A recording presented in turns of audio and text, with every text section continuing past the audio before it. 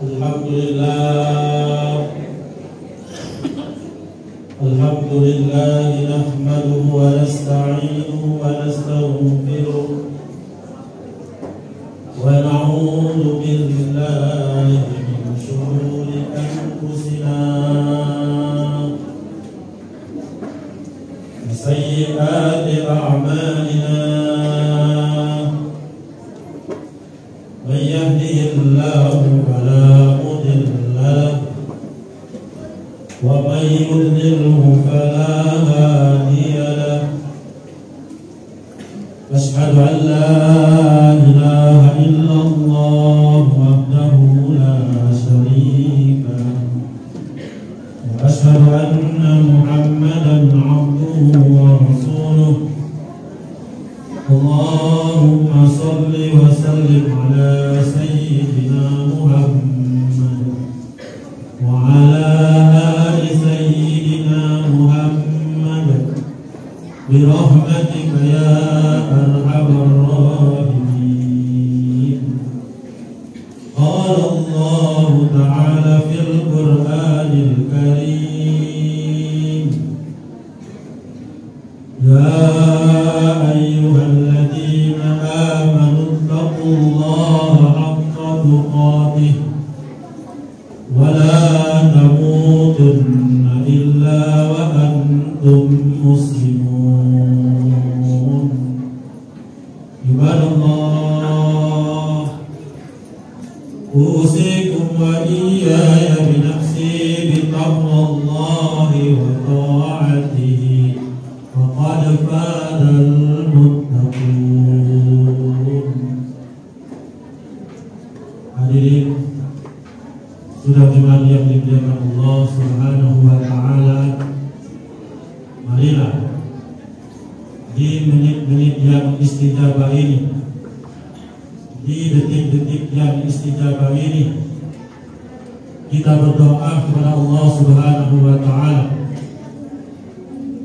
Kita bersyukur kepada Allah Subhanahu wa taala atas segala nikmat-nikmat yang Allah berikan kepada kita. Alhamdulillah, saat ini Allah Subhanahu wa taala masih memberikan kita nikmat umur yang panjang, nikmat berjumpa dengan salah satu bulan yang mulia, yaitu bulan Rajab. Bulan Rajab ini adalah bulan yang penuh dengan rahmat. Allah turunkan rahmat di bulan Rajab ini. Bulan Rajab ini adalah bulan Julullah, kemudahan dari Allah, Wabirullah, dan bulan Rajab ini adalah bulan kebaikan dari Allah Subhanahu wa taala. Maka Rasulullah sallallahu alaihi wasallam mengajarkan kepada kita, ketika memasuki bulan Rajab, maka berbanyaklah berdoa, Allahumma barik lana fi Rajab wa Sya'ban wa ballighna Ramadan. Ya Allah, berkahilah kami di bulan Rajab, berkahilah kami di bulan Sya'ban, dan sampaikanlah kami di bulan Ramadan. Sidang jemaah yang dimuliakan Allah Subhanahu wa taala, marilah kita sama-sama meningkatkan ketakwaan kita kepada Allah Subhanahu wa taala dengan senantiasa mengerjakan perintah Allah dan menjauhi segala larangan Allah Subhanahu wa taala. Sidang jemaah yang dimuliakan Allah Subhanahu wa taala, sesungguhnya dalam hidup ini kita sering berhadapan dengan hambatan. Kadang-kadang kita sering berhadapan dengan kesulitan, dengan masalah. Maka salah satu cara yang diajarkan oleh Allah Subhanahu wa taala adalah dengan salat.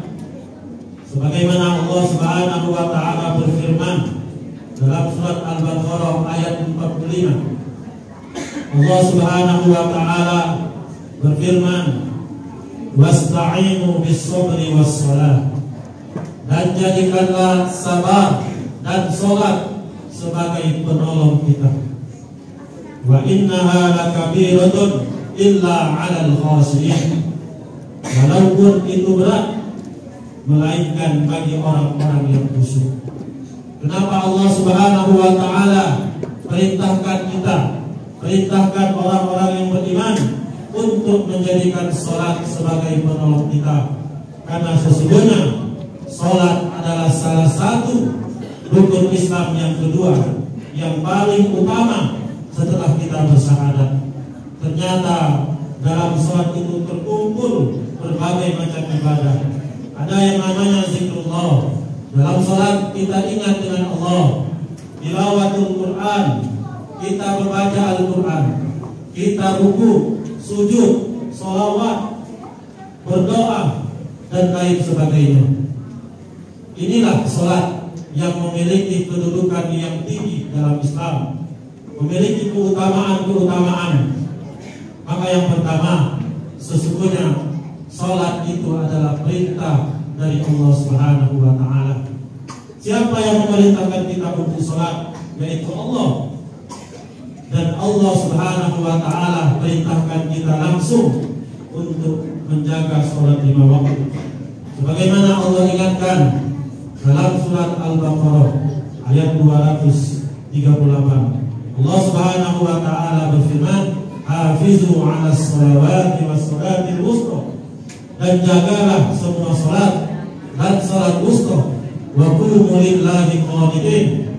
Dan salatlah kalian kepada Allah hanya karena Allah dengan khusyuk.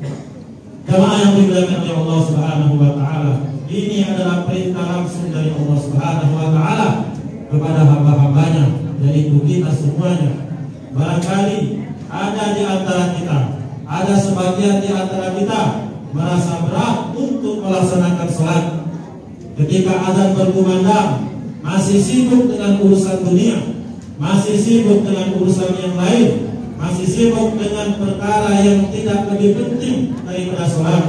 Kalau seandainya ada sebagian dari kita merasa berat untuk melangkahkan kaki, untuk ke masjid, untuk berwudu, mata terasa berat untuk dibukakan, kaki terasa berat untuk melangkah, maka sadarlah jamaah yang dimuliakan Allah Subhanahu wa taala, sesungguhnya bahwa ini perintah langsung dari Allah Subhanahu wa taala. Siapa Allah itu? Allah yang telah memberikan kita nikmat, Allah yang telah memberikan kita berbagai macam kenikmatan.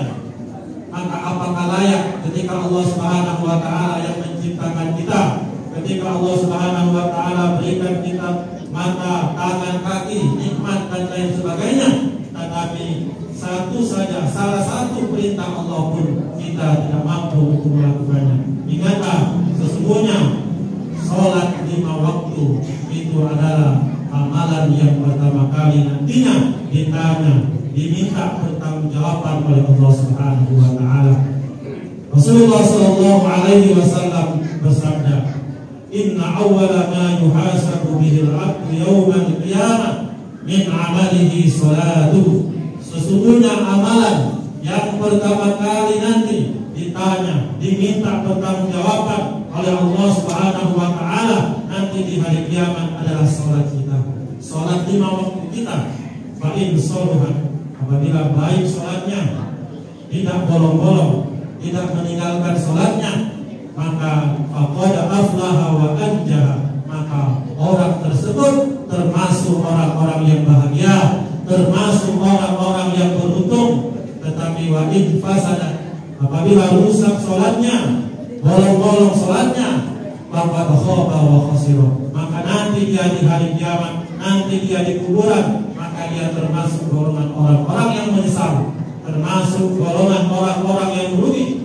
Kemudian Allah Subhanahu wa taala dalam hadis Qudsi mengatakan, faqala azza wa jalla lil malaikah unzuru li 'abdin, lihatlah wahai malaikat hamba-hambaku ini, mana orang-orang yang hal min tatawwu, apakah ada salat tambahan, apakah ada salat sunnah yang dia lakukan, apakah ada salat tahajud, apakah ada salat duha, maka sesungguhnya fayukammalu man taqafiha, maka sesungguhnya ini menyempurnakan, ini menutupi kekurangan-kekurangan kita dalam melaksanakan salat wajib.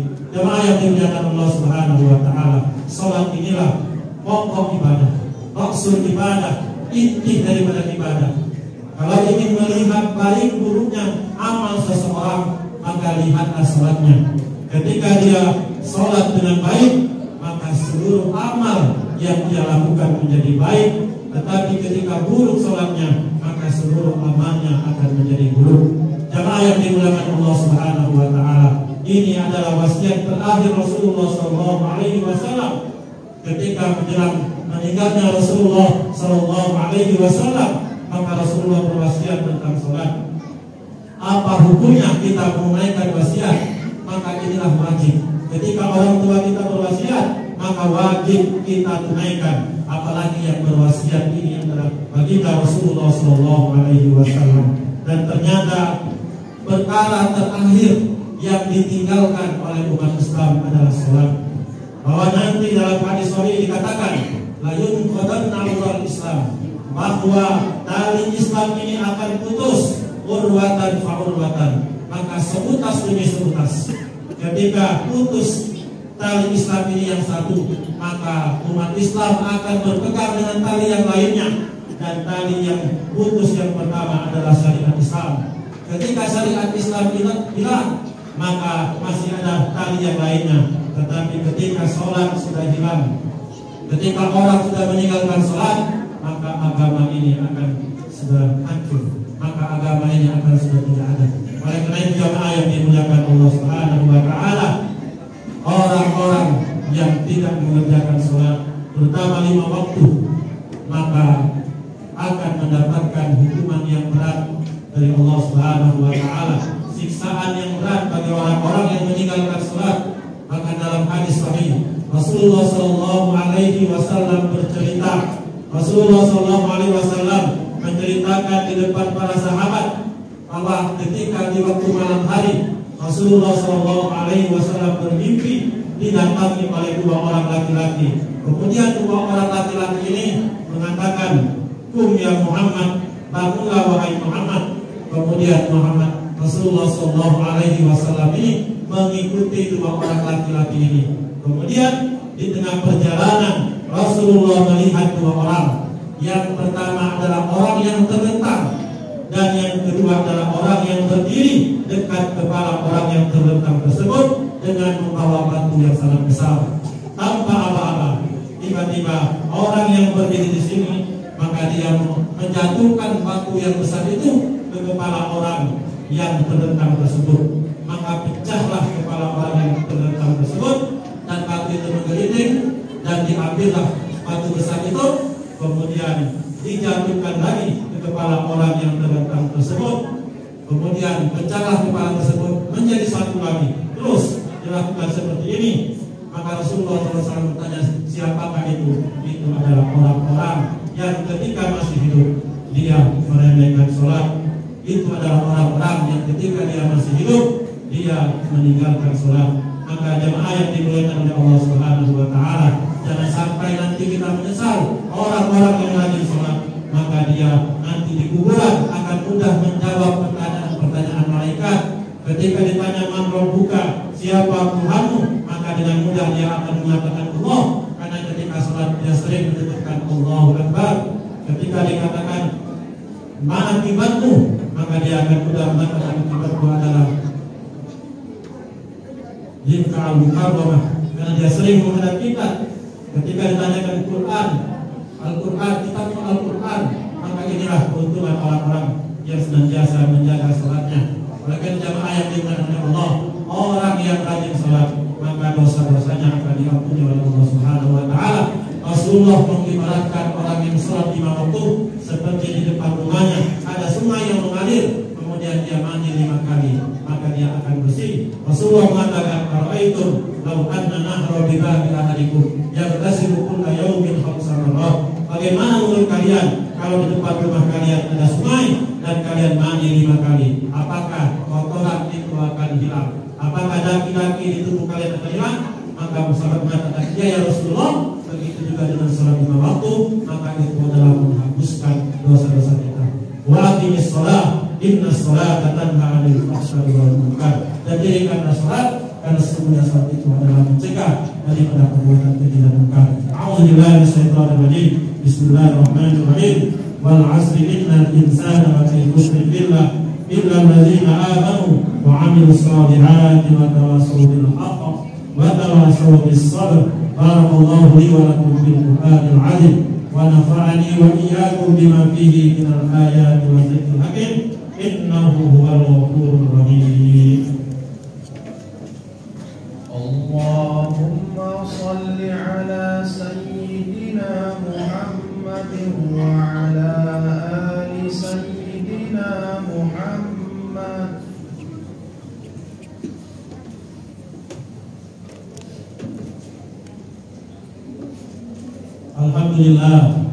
Alhamdulillahi rabbil alamin. Wa bihi nasta'in wa ala umuri dunya waddin. Asyhadu an la ilaha illallah wa asyhadu anna Muhammadar Rasulullah.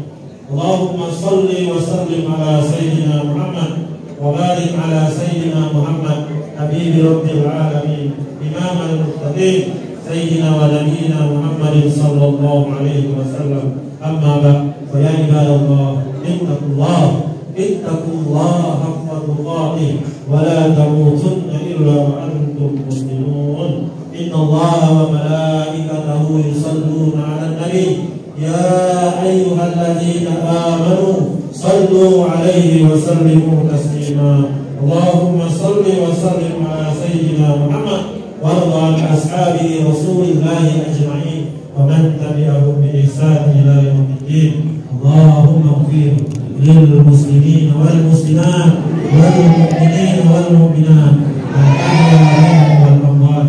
Allahumma aslih lana dinana alladhi huwa 'ismatu amrina wa aslih lana dunyana allati fiha ma'ashuna wa aslih lana akhiratana allati ilayha ma'aduna waj'alil hayata ziyadatan lana fi kulli khair waj'alil mauta rahatan lana min kulli syarr. Rabbana ighfir lana wa liwalidayna warhamhuma kama rabbayana shaghira. Rabbana atina fid dunya hasanah wa fil akhirati hasanah wa qina adzabannar. Ibadallah, innallaha ya'muru bil 'adli wal ihsan wa ita'i dzil qurba wa yanha 'anil fahsya'i wal munkari wal baghi ya'idukum la'allakum tadhakkarun. Washkuru 'ala ni'amihi yazidkum wa lazikrullahi akbar. Wallahu ya'lamu ma tasna'un.